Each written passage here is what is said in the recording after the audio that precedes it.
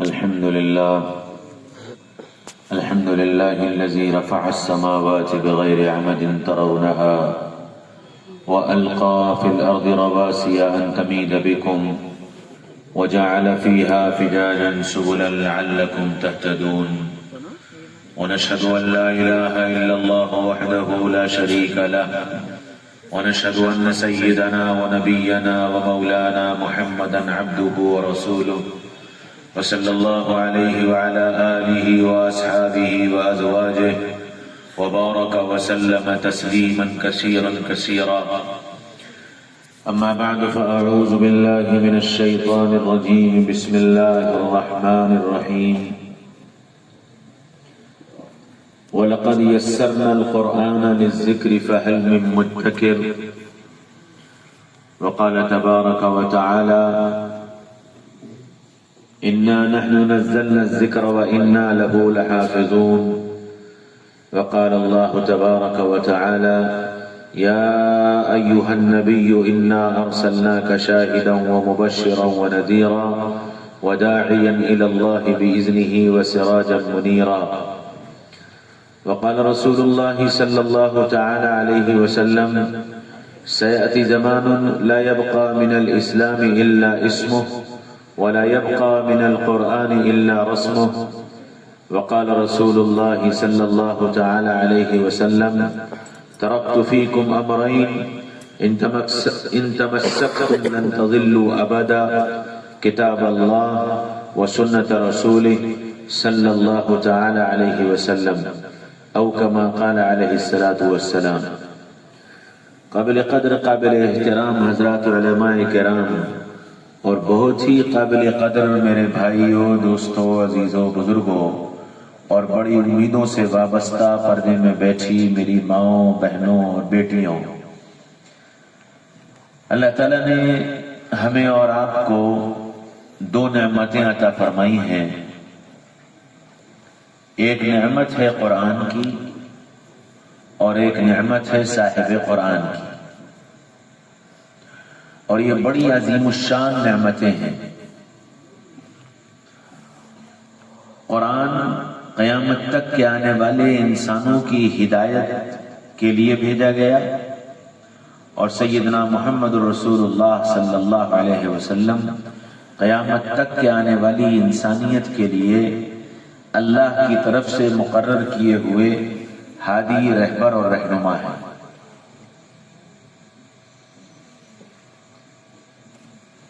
اور انسان اس وقت تک کامیاب نہیں ہو سکتا جب تک کہ قرآن سے اور صاحب قرآن سے اس کی زندگی کا تعلق نہ ہو، اور انسان اس وقت تک کامیاب نہیں ہو سکتا جب تک کہ اس کی زندگی قرآن پر صاحب قرآن کے بتائے ہوئے طریقے کے مطابق نہ آ جائے. اس کے بغیر کامیابی ممکن نہیں ہے. قرآن پر زندگی کو لانا اور صاحب قرآن سے تعلق پیدا کرنا یہ جب ممکن ہوگا جب ہم قرآن کو جانیں گے اور صاحب قرآن کو جانیں گے.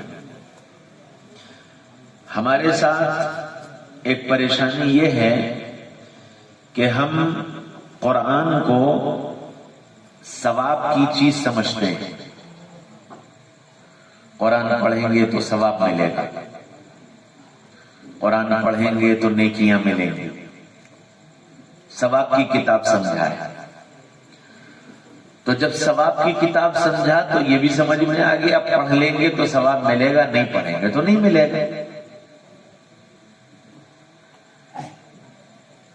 اور دوسری بات، محمد رسول اللہ صلی اللہ علیہ وسلم کے متعلق ہم نے اتنا سوچا ہے کہ اللہ محمد صلی اللہ علیہ وسلم اللہ کے نبی ہیں، اور آپ پر ایمان لانا، آپ کو نبی ماننا، آپ کا کلمہ پڑھنا یہ ضروری ہے. اس سے آگے محمد رسول اللہ صلی اللہ علیہ وسلم سے ہمارا تعلق کیسا ہو، اس کو ہم سوچ نہیں پا رہے ہیں. اور وجہ کیا ہے؟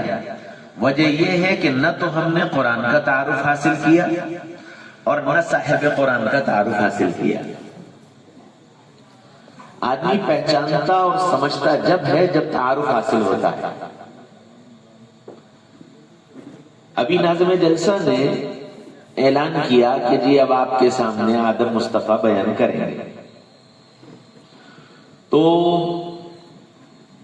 وہ ناظم جلسہ میرا نام جانتے ہیں، میری نسبت جانتے ہیں، میرا وطن جانتے ہیں، تو انہوں نے آپ کو تعارف کرا دیا۔ اگر وہ میرا نام نہ جانتے، میری نسبت نہ جانتے، میرا شہر نہ جانتے، تو آپ کو کیا تعارف کرا دیا؟ اچھا وہ تعارف نہ کراتے تو آپ کیا جانتے؟ آپ یہ سمجھتے کہ ایک مولوی صاحب آئے تھے بیان کر کے چلے گئے، کون تھے، کہاں کے تھے، کیسے تھے، آپ جان ہی نہیں سکتے تھے جب تک کہ آپ کو تعارف نہ کرایا جائے۔ پتہ یہ چلا کہ جس ذات سے تعلق قائم کرنا ہے سب سے پہلے اس ذات کا تعارف حاصل کرو، جس کلام سے تعلق حاصل کرنا ہے اس کلام کا تعارف حاصل کرو۔ تو قرآن ایک زندہ جاوید کتاب ہے۔ دنیا میں جتنی کتابیں لکھی گئی یا لکھی جائیں گی ان کی ایک عمر ہوتی ہے، 50 سال، 100 سال، 200 سال، اس کے بعد وہ کتابیں مر جاتی ہیں۔ مر جاتی ہیں کا مطلب کیا ہے کہ ان کتابوں میں یا تو ایڈیشن کی ضرورت ہوتی ہے یعنی اضافے کی، یا موڈیفیکیشن کی ضرورت ہوتی ہے کہ اس کو اپڈیٹ کیا جائے، یا ڈیلیشن کی ضرورت ہوتی ہے کہ اس میں سے کچھ چیزیں نکالی جائے۔ ہر کتاب کا حال یہ ہے۔ آپ میں سے ہو سکتا ہے کچھ لوگ وکیل ہوں اور نہیں ہوں گے تو وکیلوں کے ہاں گئے ہوں گے۔ وکیلوں کے آفس میں آپ نے دیکھا ہوگا کہ الماری پر لائن سے کتابیں لگی ہوتی ہیں اور ہر کتاب پر سنگ پڑا ہوتا ہے، 2001، 2002، 2003، 2004، 2005 کتابیں تھیں، لیکن ہر سال اس کا نیا ورژن آتا ہے۔ کیوں؟ اس میں ڈیلیشن کی ضرورت ہوتی ہے، موڈیفیکیشن کی ضرورت ہوتی ہے، ایڈیشن کی ضرورت ہوتی ہے۔ وہ ایڈیشن، ڈیلیشن، موڈیفیکیشن کے بعد پھر اس سال کا نیا ورژن تیار کیا جاتا ہے۔ پتہ یہ چلا کہ اب 2001 میں جو قانون تھا وہ آج ختم ہو گیا، یا اس میں تبدیلی ہو گئی یا اس میں کچھ اضافہ ہو گیا۔ اب فیصلہ 2001 کے قانون کے مطابق نہیں ہوگا، اب فیصلہ 2024 کے قانون کے مطابق ہوگا۔ تو اب کام 2001 والی کتاب نہیں کرے گی، اب تو کام 2024 والی کتاب کرے گی۔ اسی طرح جتنی کتابیں ہیں ان کتابوں کی ایک زندگی ہے، 50 سال، 100 سال، 200 سال، اس کے بعد وہ کتابیں لوگوں کی زندگی سے نکل جاتی ہیں، نوادرات میں چلی جاتی ہیں۔ نوادرات یعنی نایاب۔ آپ نے دیکھا ہوگا بہت ساری لائبریریوں میں آپ گئے ہوں گے، وہاں آپ کو نایاب کتابیں رکھی ہوئی ملی ہوں گی کہ جی یہ 500 سال پرانی کتاب ہے۔ آج اس کتاب کا تذکرہ بھی نہیں، لوگ نام بھی نہیں جانتے، نہ لکھنے والے کا نام جانے نہ کتاب کا نام جانے۔ کیا ہوا کہ کتاب مر گئی۔ لیکن قرآن ایسی کتاب ہے کہ قرآن جیسے پہلے دن زندہ تھا آج بھی زندہ ہے اور قیامت تک زندہ رہتا ہے۔ کیوں کہ اللہ تعالیٰ نے اس قرآن کو قیامت تک کے آنے والی انسانیت کے لیے کتاب ہدایت بنا کر بھیجا ہے، اور قیامت تک آنے والے مسائل کا حل اللہ نے قرآن کے اندر رکھا ہے۔ اب قرآن سے مسائل کا حل کس کو ملے گا؟ فرمایا کہ قرآن سے مسائل کا حل اس کو ملے گا جو راسخین فی العلم ہوں گے، جن کو علم میں رسوخ ہوگا۔ اور راسخین فی العلم کون لوگ ہیں؟ انما یخشی اللہ من عبادہ العلماء، وہ علماء، سب نہیں، وہ علماء جو اللہ سے خشیت اختیار کرنے والے، اللہ کا ڈر، اللہ کا تعلق، اللہ کا لحاظ۔ اور وَاتَّبِعْ سَبِيلَ مَنْ أَنَابَ إِلَيَّ ثُمَّ إِلَيَّ مَرْجِعُكُمْ فَأُنَبِّئُكُمْ بِمَا كُنْتُمْ تَعْمَلُونَ، وہ علماء جو انابت اختیار کرنے والوں کی اتباع کرنے والے، رونے دھونے والوں کے پیچھے چلنے والے، اور علم میں کمال رکھتے ہیں، قرآن کے علوم میں، احادیث کے علوم میں جو کمال رکھتے ہیں، اللہ ان کے سینوں پر قرآن کو کھولا کرتا ہے، اور وہ وقت اور حالات کے اعتبار سے امت کے لیے جو رہبری ہوتی ہے، قرآن کے ذریعے سے وہ رہبری ہم لوگوں تک پہنچاتا ہے۔ ہم نے اور آپ نے یہ سمجھا ہے کہ قرآن کا تعلق ہماری نماز سے ہے، ہماری زکوٰۃ سے ہے، ہمارے روزے سے ہے، ہمارے حج سے ہے، یا پچھلے قوموں کے حالات اور واقعات سے ہے۔ حالانکہ قرآن میری اور آپ کی زندگی کے ہر پہلو میں اپنا دخل رکھتا ہے اور ہدایات دیتا ہے۔ تو میں پہلے آپ کو قرآن کا تعارف کراتا ہوں، اس کے بعد صاحب قرآن کا تعارف کراؤں گا کہ قرآن ہم سے کیا کہہ رہا ہے اور قرآن ہم سے چاہتا کیا ہے۔ تو انسان کی زندگی میں دو بڑی اہم چیزیں ہیں، دن اور رات، اور اسی میں 24 گھنٹے ہو جاتے ہیں۔ تو اب قرآن ہمارا دن کیسا دیکھنا چاہتا ہے اور ہماری رات کیسی دیکھنا چاہتا ہے، قرآن نے بیان کیا۔ یا ایھا المدثر قم فانذر وربک فکبر وثیابک فطہر۔ دن میں چادر لپیٹ کر بیٹھا جاتا ہے اور رات کو چادر اوڑھ کر لیٹا جاتا ہے۔ تو اللہ کے نبی صلی اللہ علیہ وسلم کو جب دن میں آواز دی تو کیا کہا؟ یا ایھا المدثر، وہ چادر لپیٹ کر بیٹھنے والے۔ اور رات کو جب آواز دی تو کیا کہا؟ یا ایھا المزمل، چادر اوڑھ کر لیٹنے والے۔ پتہ یہ چلا کہ دن اور رات کی تقسیم کی گئی۔ اے نبی جی، آپ کو اور آپ کی امت کو میں دن میں کیسا دیکھنا چاہتا ہوں اور آپ کو اور آپ کی امت کو میں رات میں کیسا دیکھنا چاہتا ہوں۔ تو فرمایا یا ایھا المدثر، او چادر لپیٹ کر بیٹھنے والوں، اٹھ جاؤ، تم دنیا میں بیٹھنے کے لیے نہیں آئے ہو، اٹھ جاؤ، قم، کیا کرو؟ فانذر، تمہارا کام ہے دنیا کے بسنے والے انسانوں کو سمجھانا۔ کیا سمجھانا؟ ربک فکبر، دنیا کے بسنے والے انسانوں کو رب کا تعارف کراؤ، رب کی بڑائی بولو، رب کی عظمت بولو، رب کی طاقت بولو، رب کی قدرت بولو، رب کی وحدانیت بولو، رب کی الوہیت بولو، اور اتنا بولو کہ دنیا میں مشرق سے لے کر مغرب تک، شمال سے لے کر جنوب تک، چاروں سمتوں میں اللہ کی بڑائی کے تذکرے عام ہو جائیں۔ تم تجارت کرو تو رب کی بڑائی کے ساتھ، تم ملازمت کرو تو رب کی بڑائی کے ساتھ، مال بیچو تو رب کی بڑائی کے ساتھ، مال خریدو تو رب کی بڑائی کے ساتھ، بازاروں میں چلو تو رب کی بڑائی کے ساتھ، گھروں میں بیٹھو تو رب کی بڑائی کے ساتھ، یاروں دوستوں کی محفلوں میں جاؤ تو رب کی بڑائی کے ساتھ، جہاں جاؤ، جہاں بیٹھو، جس حال میں رہو، تمہاری زندگی سے دنیا کو اللہ کی عظمت اور اللہ کی بڑائی اور اللہ کا تعارف حاصل ہو رہا ہو، یہ تمہارا کام ہے۔ اب نبی جی نے اس کام کو کیسے کیا؟ من یأوینی من ینصرونی حتی ابلغ رسالت ربی، کون مجھے ٹھکانہ دے گا، کون میری مدد کرے گا تاکہ میں اپنے اللہ کا پیغام اللہ کے بندوں تک پہنچا سکتا۔ اور اس کام کے لیے عرفات کے بازاروں میں، عرفات کے خیموں میں، منی کے بازاروں میں، عکاص میں، مجنہ میں، جہاں جہاں موقع ملا، ایک ایک کے در پر جا کر، ایک ایک کے خیمے پر جا کر، ایک ایک کی تھوڑی میں ہاتھ ڈال کر رب کی بڑائی سنائی، رب کی بڑائی بتائی، رب کی طرف بلایا، رب کا تعارف کرایا، رب کی قدرت دکھائی، رب کی طاقت دکھائی، اور دنیا کو ایک وحدانیت کی طرف بلانے کے لیے آپ نے ایک پیغام دیا اور یوں کہا قم فانذر، تمہارا کام ہے لوگوں کو سمجھانا اور بتانا۔ اب جائزہ مجھے تمہیں اپنی زندگی کا لینا ہے کہ میرا تمہارا جو دن گزر رہا ہے، کیا اس دن میں اللہ کی عظمت، اللہ کی بڑائی کے تذکرے ہو رہے ہیں یا صرف مال کے تذکرے؟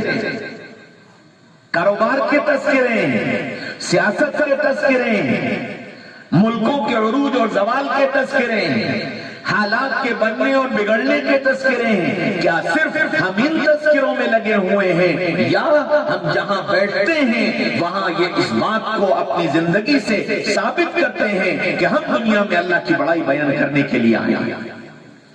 تو ہم دن تمہارا ایسا دیکھنا چاہتے ہیں۔ وَثِيَابَكَ فَطَهِّرْ، اور پھر دوسرا کام یہ کہ دیکھو صاف ستھرے رہنا، پاک صاف رہنا، اللہ کو ناپاک بندہ پسند نہیں، تو پاک صاف رہنا کیسے؟ اپنے ظاہر سے بھی پاک صاف رہنا، اپنے باطن سے بھی پاک صاف رہنا، تمہارے کپڑے بھی پاک صاف ہوں، تمہارا دل بھی پاک صاف ہو، تمہاری نگاہ بھی پاک صاف ہو، تمہاری زبان بھی پاک صاف ہو، تمہاری سوچ بھی پاک صاف ہو، تمہاری نگاہیں آوارہ نہ ہو، تمہارے کان عیاش نہ ہو، تمہاری زبان غیبتوں سے آلود نہ ہو، تمہارے دل دنیا کی محبت سے بھرے ہوئے نہ ہو، تمہارے دماغوں میں گندی سوچیں نہ ہو۔ ان ساری چیزوں کو پاک صاف کر کے دن گزارنا۔ کیوں؟ اس لیے کہ اس دن میں تم بازاروں میں جاؤ گے، تم یاروں دوستوں کے پاس جاؤ گے، تم نہ جانے کہاں کہاں چلو پھرو گے، اور اس چلنے پھرنے میں کبھی آنکھ بے قابو ہوگی، کبھی کان بے قابو ہوگا، کبھی زبان بے قابو ہوگی، کبھی دل بے قابو ہوگا، کبھی دماغ بے قابو ہوگا۔ تم ہمارے بندے ہو، تم ہمارے نبی کے امتی ہو، ہم نے نبی سے یہ تقاضا کیا ہے کہ ہم تمہارا دن ایسا دیکھنا چاہتے ہیں کہ تمہاری آنکھ جھکی ہوئی ہو اور تمہاری زبان اللہ کے ذکر سے آباد ہو، اور تمہارے دل میں آخرت کی فکر ہو، اور تمہارے دماغ میں اللہ اس کے رسول کی محبت کی سوچ ہو۔ ہم ایسا تمہارا دن دیکھنا چاہتے ہیں۔ اور پھر فرمایا یا ایھا المزمل قم اللیل الا قلیلا، او چادر اوڑھ کر لیٹنے والوں، ہم تمہاری رات کیسی دیکھنا چاہتے ہیں؟ فرمایا قم اللیل، کھڑے ہو جاؤ، رات میں کھڑے ہو جاؤ۔ کتنی دیر؟ پہلے تو کہا تھوڑی دیر، اب تھوڑا بھی کتنا، تھوڑا بھی کتنا، تو کیا کہا؟ نصف ہو، آدھی میری آدھی تمہاری، آدھی رات سو لیا کرو، آدھی رات مجھ سے باتیں کیا کرو۔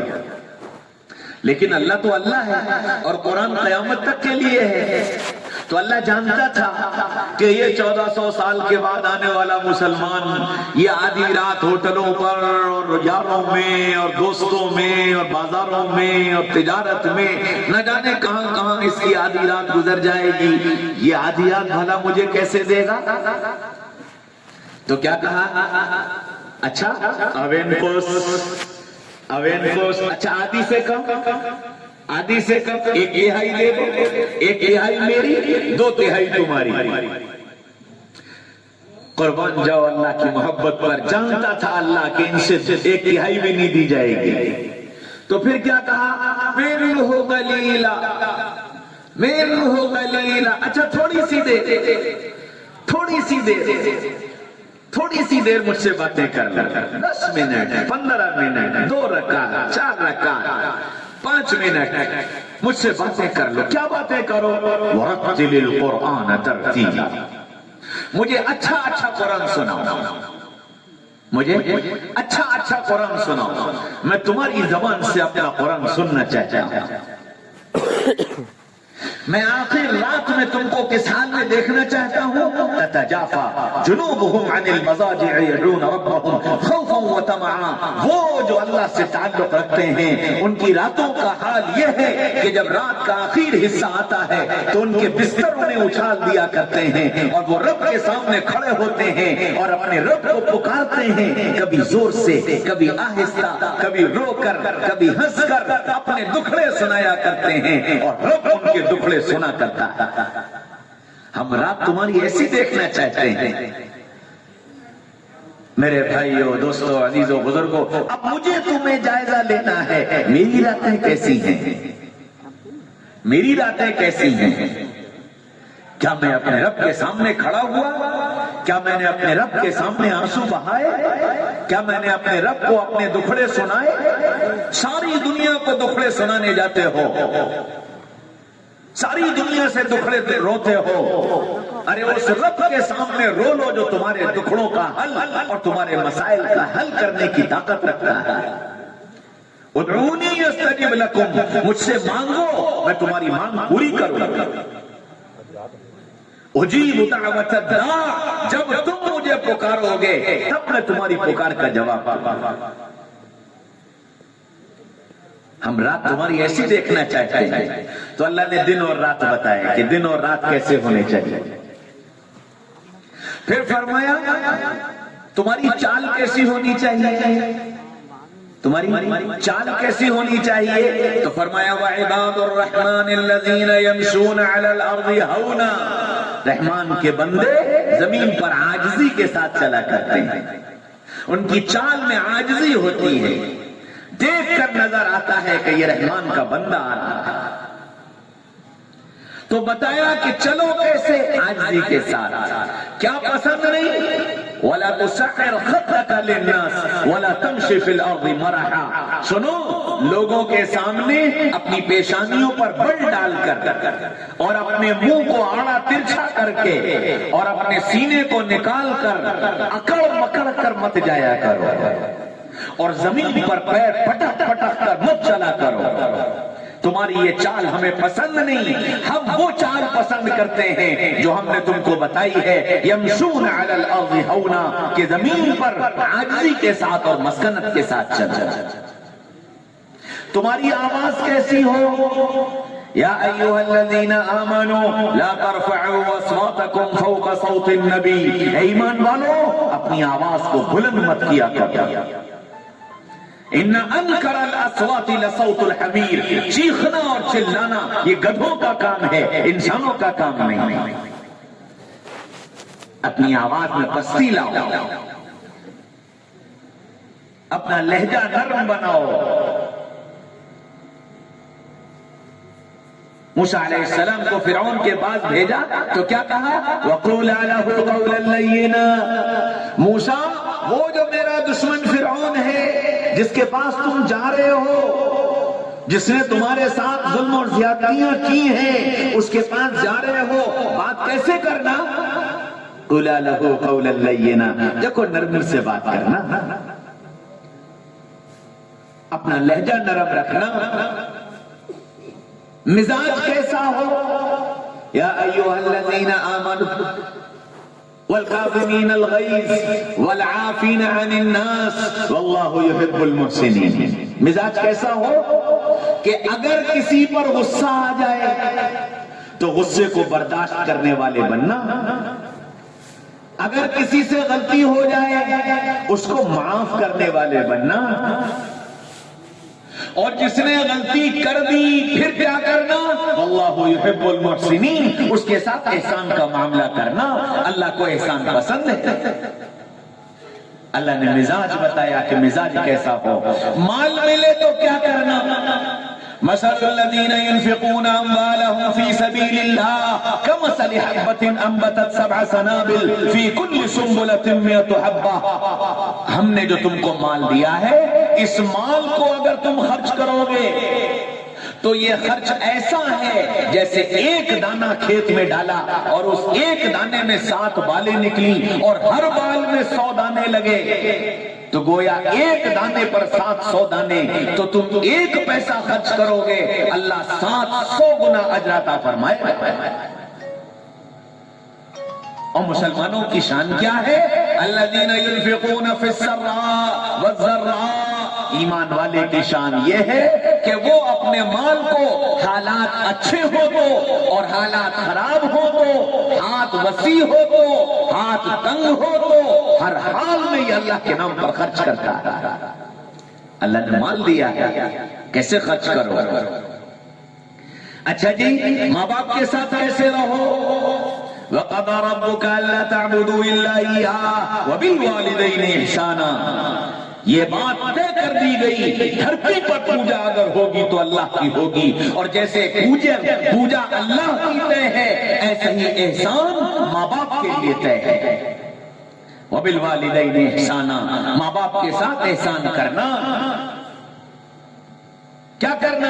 اما یبلغن عندک الکبر احدہما او کلاہما، تمہارے ماں باپ دونوں یا دونوں میں سے ایک بڑھاپے کے اس مرحلے میں پہنچ جائیں جہاں ان کو بات سمجھ میں نہ آئے، جہاں وہ خود سے چل کر نہ جا سکیں، جہاں رات کو 5 مرتبہ تم کو آواز دیں، جہاں وہ تمہاری نیند خراب کریں، جہاں وہ تمہارے سفر روک دیں، جہاں وہ تمہاری چیزوں کو سمجھ نہ سکیں، جہاں وہ اپنی ضد کریں، جب اس حال میں پہنچ جائیں تو کیا کرنا؟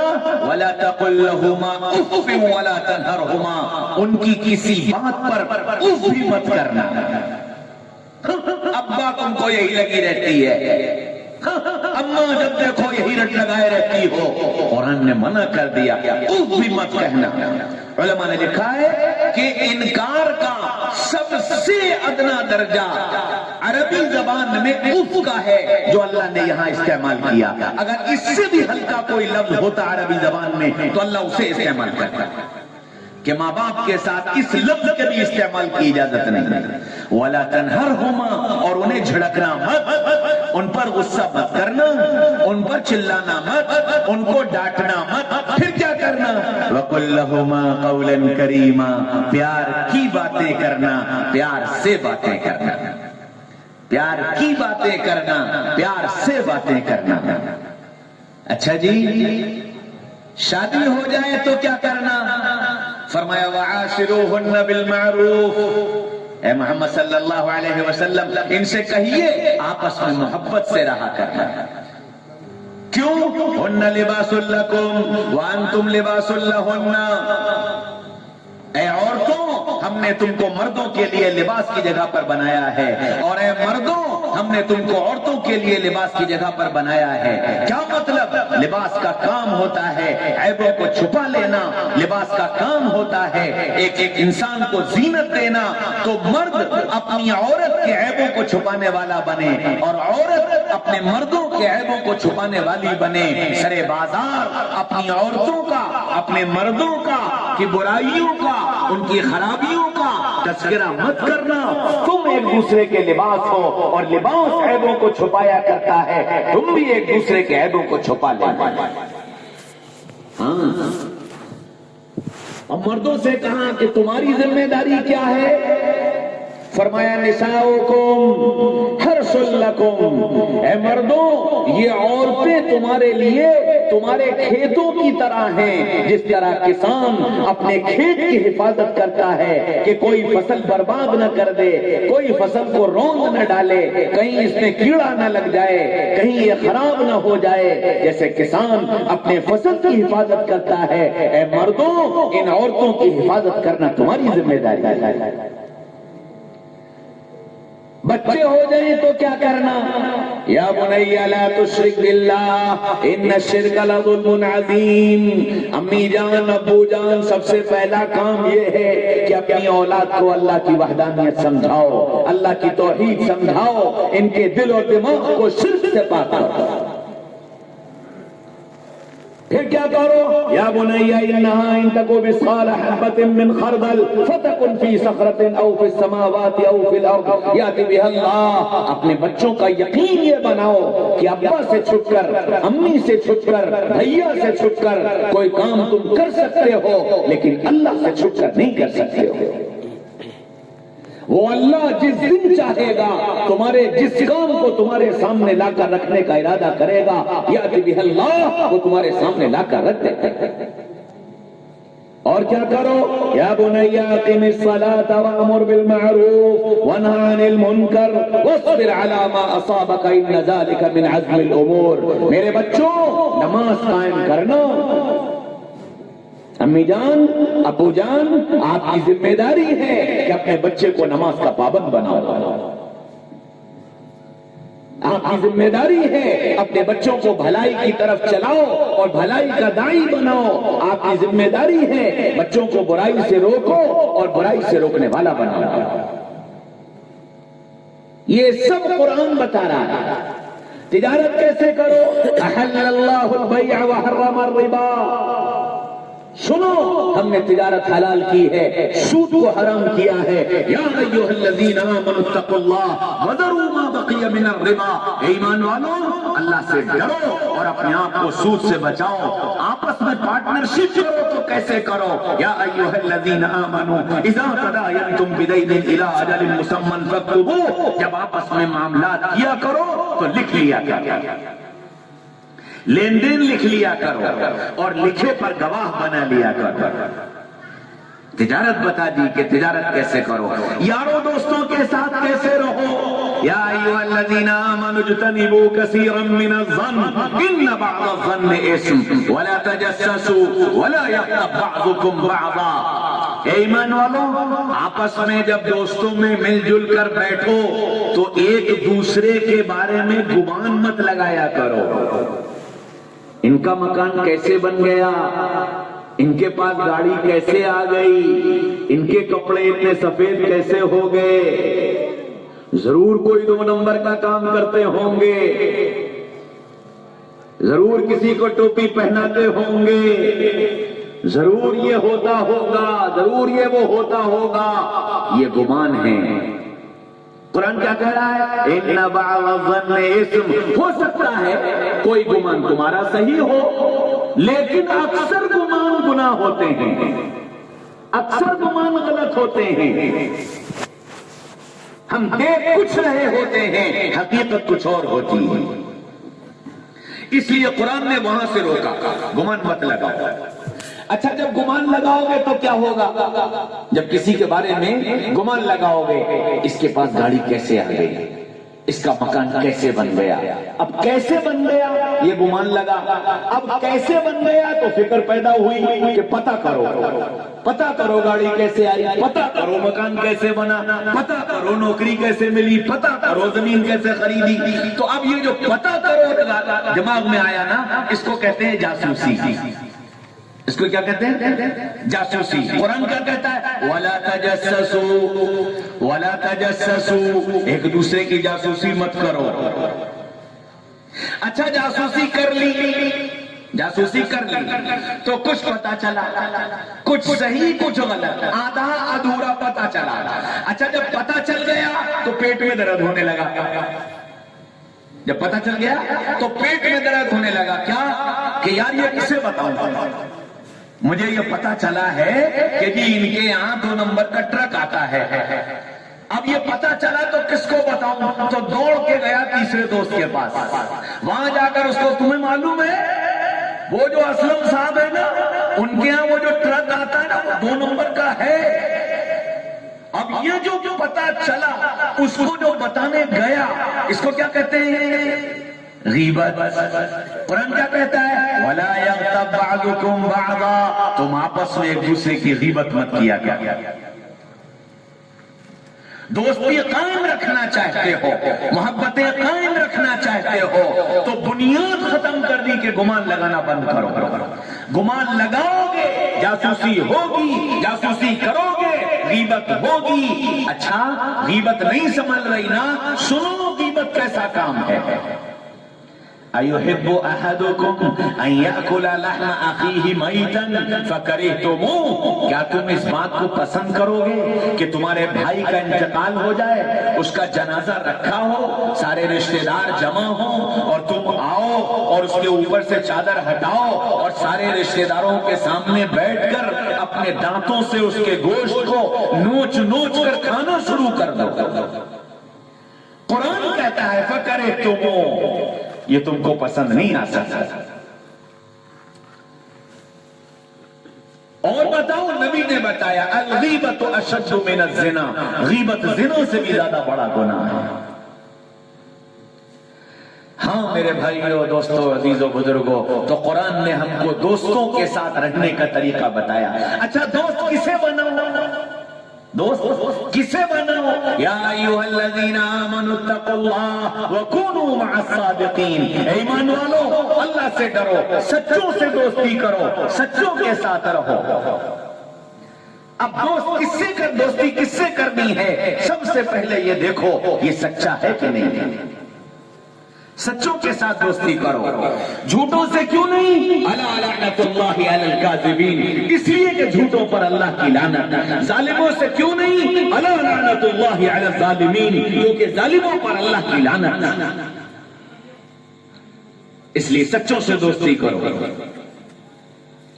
हाँ, कुरान एक एक चीज बताता है, वक्त नहीं वरना मैं आपको बताता कि जिंदगी के एक एक मोड़ पर कुरान रहबरी के लिए खड़ा हुआ है। हम तुम्हें ऐसा देखना चाहते हैं, ये करो, ये करो, ये करो, ये करो।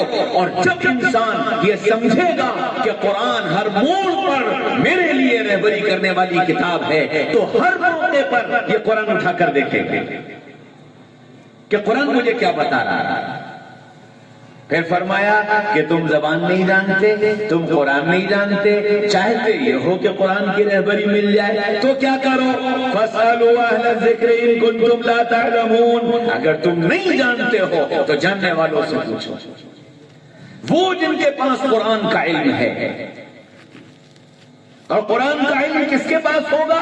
इन्नमा यख्शल्लाह मिन इबादिहिल उलमा, कि कुरान का इल्म उनके पास होगा जो अल्लाह से खशियत इख्तियार करने वाले हैं, नबी का इत्तिबा करने वाले हैं, नबी का अदब करने वाले हैं, सहाबा से मोहब्बत रखने वाले हैं, नबी और सहाबा के तरीके पर चलने वाले हैं, रातों को रोने वाले हैं, एक एक अल्लाह के बंदे की कद्र करने वाले हैं, इल्म में रुसूख रखने वाले हैं। रहबरी कुरान की वो देंगे।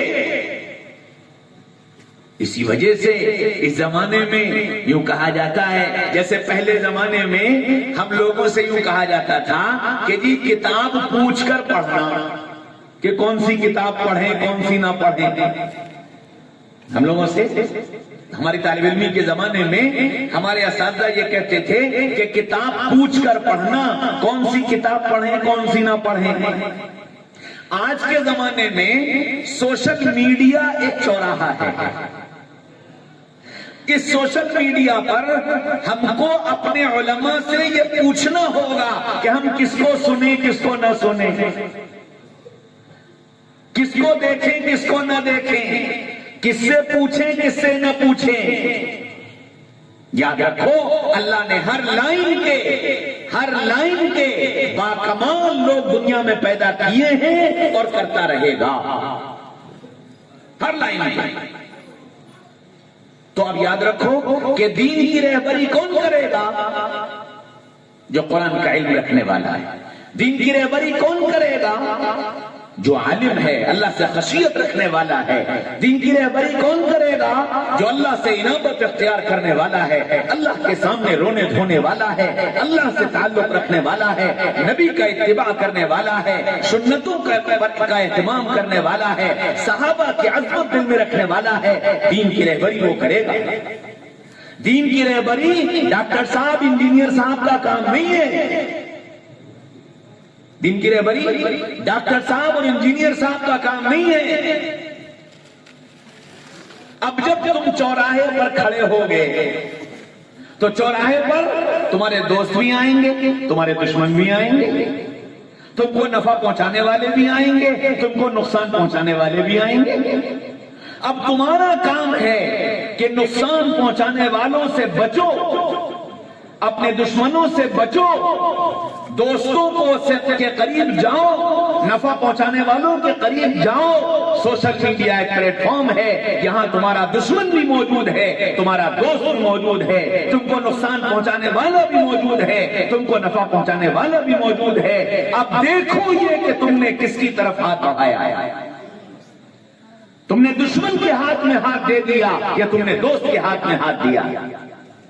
तुमने नुकसान पहुंचाने वाले के हाथ में हाथ दे दिया या नफा पहुंचाने वाले के हाथ में हाथ दिया है? ये फैसला तुम नहीं कर सकते। तो क्या करो?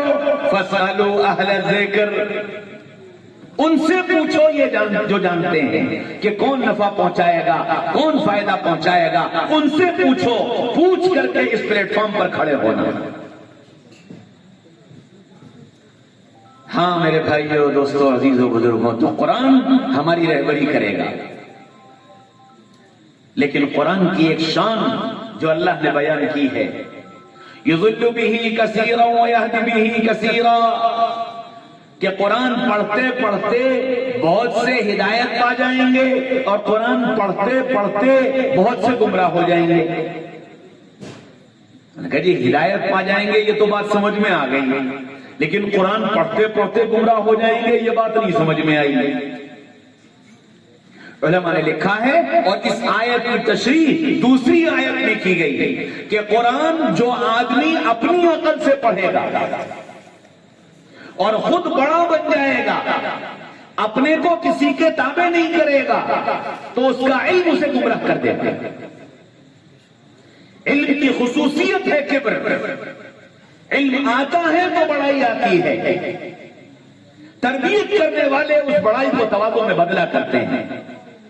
دنیا کی تاریخ اٹھا کر پڑھ لو، جنہوں نے اپنے علم پر بھروسہ کر کے دنیا کی رہبری کرنے کا فیصلہ کیا، ان کے علم نے انہیں گمراہ کر دیا اور وہ سیدھی راہ سے بھٹک گئے. اس لیے کتنا علم کیوں نہ آ جائے، کتنی عمر کیوں نہ گزر جائے، اپنے کو کسی کے تابع رکھنا، پوچھ پوچھ کر چلنا، علم کا خاصہ ہے کبر. اس لیے میرے بھائیوں دوستوں عزیزوں بزرگوں، قرآن جو چاہتا ہے، اجمالاً میں نے آپ کے سامنے اشارے کیے کہ قرآن یہ چاہتا ہے. اور قرآن کا تعارف یہ ہے. دوسرا تعارف ہے صاحب قرآن کا. صاحب قرآن ہے محمد رسول اللہ صلی اللہ علیہ وسلم. تو ان کا تعارف اللہ نے قرآن محمد رسول اللہ صلی اللہ علیہ وسلم پر اتارا. قرآن کو اتارنے کے لیے اللہ نے الفاظ بنائے، الف با تا سا جیم ہا ہا دال زال را زا سین شین، یہ سارے حروف بنائے. ان حروف سے جوڑ کر قرآن بنا. تو جب یہ حروف بنائے، ان حروف نے محمد رسول اللہ صلی اللہ علیہ وسلم کا تعارف کرایا. الف کو بنایا، الف بولا احمد آ گئے. با کو بنایا، با نے کہا بشیر آ گئے. تا کو بنایا، تا نے کہا تنویر آ گئے. سا کو بنایا، سا نے کہا ثاقب آ گئے. جیم کو بنایا، جیم نے کہا جمیل آ گئے. ہا کو بنایا، ہا نے کہا حبیب آ گئے. خا کو بنایا، خا نے کہا خاطب المرسلین آ گئے. دال کو بنایا، دال نے کہا داعی اللہ آ گئے. زال کو بنایا، زال نے کہا ذکی آ گئے. را کو بنایا، را نے کہا رسول آ گئے. رحمت للعالمین آ گئے. زا کو بنایا، زا نے کہا زائر بیت اللہ آ گئے. سین کو بنایا، سین نے کہا سعید آ گئے، سید آ گئے. شین کو بنایا، شین نے کہا شاہد آ گئے، شہید آ گئے. صاد کو بنایا، صاد نے کہا صابر آ گئے، صادق آ گئے. ذات کو بنایا، ذات نے کہا ضامن آ گئے. تا کو بنایا، تا نے کہا طیب آ گئے، طاہر آ گئے. زا کو بنایا، زا نے کہا ظاہر آ گئے.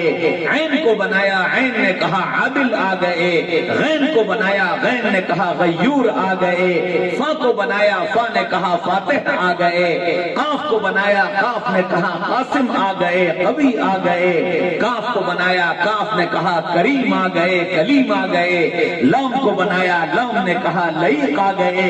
میم کو بنایا، میم نے کہا محبوب آ گئے، محمود آ گئے. نون کو بنایا، نون نے کہا ناصر آ گئے. واو کو بنایا، واو نے کہا ولی آ گئے. ہا کو بنایا، ہا نے کہا ہاشمی آ گئے. حمزہ کو بنایا، حمزہ نے کہا امین آ گئے. آخر میں یا بچی وہ بھی پکار اٹھی، اے لوگو سنو یاسین آ گئے، یتیم آ گئے صلی اللہ علیہ وسلم. ہاں میرے بھائیوں دوستوں عزیزوں بزرگوں، تو صاحب قرآن کا تعارف قرآن کے الفاظ نے کرایا ہے کہ محمد صلی اللہ علیہ وسلم کون ہے. میں نے تم نے محمد رسول اللہ کو جانا ہی نہیں. قرآن وہ کتاب ہے جو محمد رسول اللہ صلی اللہ علیہ وسلم کا تعارف کراتی ہے. والضحى واللیل اذا سجى. مکہ والے آئے، کہنے لگے کہ محمد صلی اللہ علیہ وسلم وہ غار والوں کی کہانی کیا ہے؟ ذرا وہ غار والوں کی کہانی تو بتاؤ. اللہ کے رسول نے کہا کل آنا، کل بتاؤں گا. خیال یہ آیا کہ جبریل آئیں گے، جبریل سے پوچھ لوں گا اور کل انہیں بتا دوں گا. اور جبریل آئے نہیں. 1 دن 2 دن 4 دن 6 دن 10 دن 15 دن 20 دن مہینہ جبریل آئے گئے. اب جب جبریل نہیں آئے تو اللہ کے نبی نے ان سے یہ معذرت کر لی کہ بھئی ابھی نہیں پھر ابھی نہیں پھر. اب وہ جو ابھی نہیں پھر ہوتا رہا تو وہ مکہ والے یہ کہنے لگے کہ محمد کا رب محمد سے ناراض ہو گیا اور محمد کے رب نے محمد کو چھوڑ دیا صلی اللہ علیہ وسلم. 1 2 4 پورے مکہ میں یہ بات چل پڑی کہ محمد صلی اللہ علیہ وسلم کا رب محمد صلی اللہ علیہ وسلم سے ناراض ہو گیا اور محمد صلی اللہ علیہ وسلم کے رب نے محمد صلی اللہ علیہ وسلم کو چھوڑ دیا. نبی بے چین ہو گئے اور اتنا بے چین کہ آپ کو چین نہیں آ رہا تھا. کبھی گھر کبھی غار ہرا، کبھی گھر کبھی بیت اللہ کبھی غار ہرا، لیکن چین نہیں آ رہا تھا. آج جب گھر آئے تو خدیجہ نے بھی کہہ دیا یا رسول اللہ کہیں واقعی اللہ ناراض تو نہیں ہو گیا، کہیں واقعی اللہ نے آپ کو چھوڑ تو نہیں دیا. باہر والوں بھی تو سہ رہے تھے جیسے بھی سہ رہے تھے، اب تو گھر سے بھی آوازیں اٹھنے لگی. بے چین ہو کر رسول اللہ غار کی طرف گئے اور وہاں جا کر آپ نے رونا شروع کیا اور اتنا تڑپے کہ اللہ کو پیار آیا اور جبریل دوڑے دوڑے چلے آئے اور آ کر کیا کہا وَالضُّحَىٰ وَاللَّيْلِ إِذَا سَجَىٰ. نبی جی آپ کے روشن چہرے کی قسم، نبی جی آپ کے روشن چہرے کی قسم، وَاللَّيْلِ إِذَا سَجَىٰ آپ کی کالی زلفوں کی قسم، مَا وَدَّعَكَ رَبُّكَ وَمَا قَلَىٰ نہ رب نے آپ کو چھوڑا ہے نہ رب آپ سے ناراض ہوا. تسلی دی کہ پھر یہ کیا ہوا؟ فرمایا نبی جی آپ ساری امت کے رہبر ہیں، قیامت تک کے آنے والے انسانوں کے قائد ہیں. آپ کے ذریعے سے امت کو یہ پیغام دینا تھا وَلَا تَقُولَنَّ لِشَيْءٍ إِنِّي فَاعِلٌ ذَلِكَ غَدًا إِلَّا أَن يَشَاءَ اللَّهُ. اے ایمان والو جب کسی کام کے بارے میں یہ کہا کرو کہ کل کریں گے تو انشاءاللہ لگا لیا کرو. نبی جی آپ انشاءاللہ لگانا بھول گئے، حالانکہ آپ یہ جانتے تھے کہ رب اطلاع دے گا تب بتاؤں گا، لیکن امت کو یہ بتانا تھا کہ اپنے کاموں میں اللہ کی مشیت کو شامل کرنا. نبی کو خبر سے روک دیا گیا، پھر تمہاری کیا حیثیت ہے؟ اچھا اب کیا ہوگا؟ وَلَلْآخِرَةُ خَيْرٌ لَكَ مِنَ الْأُولَىٰ. نبی جی یہ جو حال آیا ہے اور اس حال نے آپ کو بے چین کیا ہے اور مکہ والوں نے آپ کی ہنسی اڑائی ہے. وَلَلْآخِرَةُ خَيْرٌ لَكَ مِنَ الْأُولَىٰ. اب جو وقت آئے گا وہ اس سے کہیں زیادہ بہتر ہوگا، کہیں زیادہ بہتر ہوگا. کیسے ہوگا؟ وَلَسَوْفَ يُعْطِيكَ رَبُّكَ فَتَرْضَىٰ. نبی جی سنیے، دنیا میں جتنے نبی آئے، جتنے ولی آئے، جتنے قطب آئے، جتنے ابدال آئے، جتنے آئیں گے، سب سے اللہ نے ایک بات کہی، سب سے ایک بات کہی، کیا؟ مجھے راضی کرو، مجھے راضی کرو، مجھے راضی کرو. نبی جی آپ کی شان یہ ہے وَلَسَوْفَ يُعْطِيكَ رَبُّكَ فَتَرْضَىٰ. نبی جی اس وقت تک دیتا رہوں گا جب تک آپ راضی نہیں ہو جائیں. سب مجھے راضی کریں گے اور میں آپ کو راضی کروں گا. یہ ہے مقام. ہم نے نبی کے مقام کو پہچانا نہیں.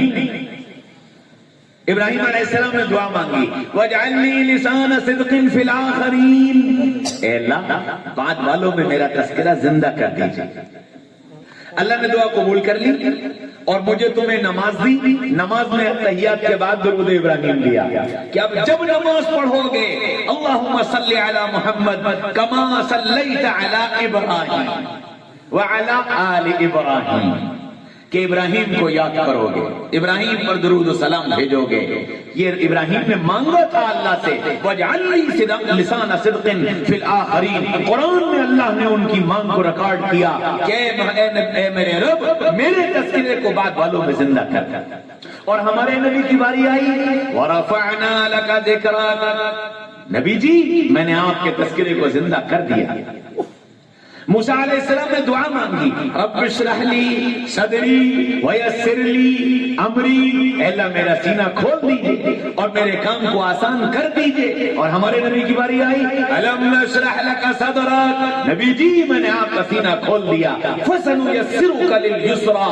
اور آپ کے کاموں کو میں نے آسان بنا دیا. جو سب کا سب پچھلے نبیوں کو مانگ کر ملا اللہ نے میرے نبی کو بغیر مانگے عطا فرمایا. سارے نبیوں کو قرآن میں آواز دے کے نام لے کر کے پکارا یا زکریا یا یحییٰ یا عیسیٰ یا موسیٰ یا ابراہیم یا نوح یا ہود. سب کو نام لے کر پکارا. ہمارے نبی کی باری آئی ڈانٹ لگائی لا تجعلوا دعاء الرسول بینکم کدعاء بعضکم بعضا. اے لوگوں میرے نبی کو اس طرح مت پکارا کرو جیسے تم آپس میں ایک دوسرے کو پکارتے ہو. پھر کیا کرو قرآن اٹھا کر دیکھو سارے نبیوں کو نام لے کر پکارا لیکن جب محمد صلی اللہ علیہ وسلم کو پکارنے کی باری آئی تو کیا کہا یا ایھا المزمل یا ایھا المدثر یا ایھا النبی یا ایھا الرسول طٰہٰ یاسین بشیر نذیر داعی اللہ سراج منیر رؤوف رحیم. سارے قرآن میں یا محمد کہہ کر کہیں آواز نہیں آئی. ہاں میرے بندوں میں تو رب تھا, میں نے محمد رسول اللہ کو پیدا کیا تھا, میں یا محمد کہہ دیتا تو کیا حرج تھا, لیکن تم کو سمجھاتا ہوں جب میں نے نہیں کہا تو تمہاری کیا مجال ہے, جب میں نے نہیں کہا تو تمہاری کیا مجال ہے کہ تم یا محمد کہہ کر آواز دو, کہ پھر جب آواز دینے کی ضرورت پڑے یا نبی اللہ کہا کرو یا رسول اللہ کہا کرو. ادب بتایا, نبی کا مقام بتایا, نبی کا تعارف حاصل کرو کہ محمد رسول اللہ کون ہے. ہم نے نہ قرآن کو جانا نہ صاحب قرآن کو جانا. ہاں میرے بھائیو دوستو عزیزو بزرگو, محمد رسول اللہ صلی اللہ علیہ وسلم اس دنیا میں میری تمہاری خاطر اپنا سب کچھ لگا کر چلے, اور اتنا لگایا کہ ہم اور تم اس کا تصور نہیں کر سکتے. حضرت ام سلمہ رضی اللہ عنہا کے گھر پر رسول اللہ آرام فرما رہے ہیں اور سلمہ سے باتیں ہو رہی. اتنے میں دیکھا کہ جبریل آ رہے ہیں. فرمایا ام سلمہ کمرے سے باہر جاؤ, جبریل آ رہے ہیں, ساتھ ایک فرشتہ اور آ رہا ہے جو اس سے پہلے کبھی نہیں آیا, اور دیکھو کسی کو اندر مت آنے دینا. ام سلمہ باہر چوکیدار بن کر کھڑی ہو گئی. جبریل آئے, وہ فرشتہ آیا, دونوں اندر چلے گئے. ام سلمہ کھڑی تھی, اتنے میں حضرت حسین رضی اللہ عنہ دوڑتے ہوئے آئے اور ام سلمہ کے ہاتھ کے نیچے سے اندر.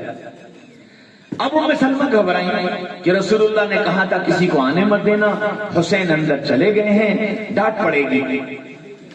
سوچا کہ پکڑ لاؤں, پھر خیال آیا لاڈلا ہے, آنکھ کا تارا ہے, رسول اللہ کچھ نہیں کہیں گے. کھڑی رہی. تھوڑی دیر کے بعد رسول اللہ صلی اللہ علیہ وسلم کی رونے کی آواز آئی اور ہچکیوں کے ساتھ آپ رونے لگے. تو دوڑ کر ام سلمہ اندر, یا رسول اللہ کیا ہوا, یا رسول اللہ کیا ہوا. دیکھا کہ حضرت حسین کو یوں سینے سے چمکائے اور ہچکیوں سے رو رہے. پوچھا یا رسول اللہ کیا بات. کہنے لگے ام سلمہ میری امت میرے بیٹے کے خون سے زمین کو رنگ دے, میری امت میرے بیٹے کے خون سے زمین کو رنگ دے. یا رسول اللہ اس میں رونے کی کون سی بات ہے, ہاتھ اٹھائیے, اللہ سے دعا کیجئے, اللہ آپ کے بیٹے کے سر سے اس مصیبت کو ٹال دے گا. فرمایا نہیں ام سلمہ, اپنے بیٹے کے سر سے مصیبت کو ٹلوا کر اپنی امت کو مصیبت میں ڈالنا نہیں چاہتا. اپنے بیٹے کے سر سے مصیبت کو ٹلوا کر اپنی امت کو مصیبت میں ڈالنا نہیں چاہیے. اور پھر ایک حسین نہیں 22 آل رسول کی گردنیں اتار دی گئی اور ان کے سر نیزوں پر چڑھا دیے گئے اور ان کے جسموں کو گھوڑوں سے رون دیا گیا اور ان کو کفن بھی میسر نہ ہوا. رسول اللہ یہ سب دیکھ چکے تھے. لیکن میری تمہاری خاطر میری تمہاری خاطر اپنے گھرانے کا اجڑنا برداشت کیا, اپنے گھرانے کے ٹکڑے ٹکڑے ہونا برداشت کیا کہ میری امت پریشانی میں نہ پڑ جائے. ہائے میرے بھائیوں, دوستوں, عزیزوں, بزرگوں, میں نے تم نے کیا کیا؟ میں نے تم نے رسول اللہ سے محبت کا کیا حق ادا کیا؟